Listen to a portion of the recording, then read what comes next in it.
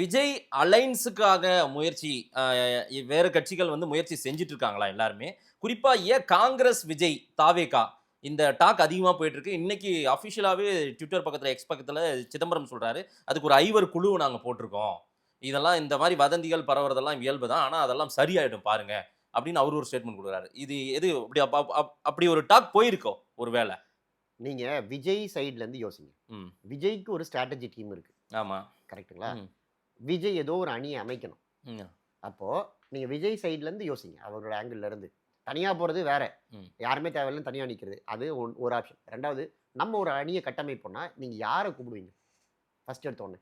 எதுக்காக அவங்க வரணும்னு ஒரு காரணம் இருக்குல்ல. சரி. அப்போ தேசிய கட்சின்னா பிஜேபி, காங்கிரஸ். ம். பிஜேபி நீங்க கூப்பிட முடியாது. நீங்க டிக்ளேர் பண்ணிட்டீங்க. பிஜேபியும், திமுகவும் எங்களுடைய எதிரி. அவங்க கொள்கை எதிரி, உங்க அரசியல் எதிரி டிக்ளேர் பண்ணிட்டீங்க. ம். அப்ப பிஜேபி இல்லன்னா அடுத்து யார கூப்பிடணும்? காங்கிரஸ். காங்கிரஸ் தான் கூப்பிடணும். ஆ. அதனால இன்னொன்னு காங்கிரஸ் திமுகக்குள்ள இருக்கிறதுனால தான், அதுக்கு ஒரு செக்யூலர் கலர் இருக்கு. ஆ. காங்கிரஸ் இருக்கிற அணி செக்யூலர் அணி. ம். இது மதவாத அணி. நம்ம அப்படித்தானே ஒரு நரேட்டிவ செட் பண்றோம். சரி.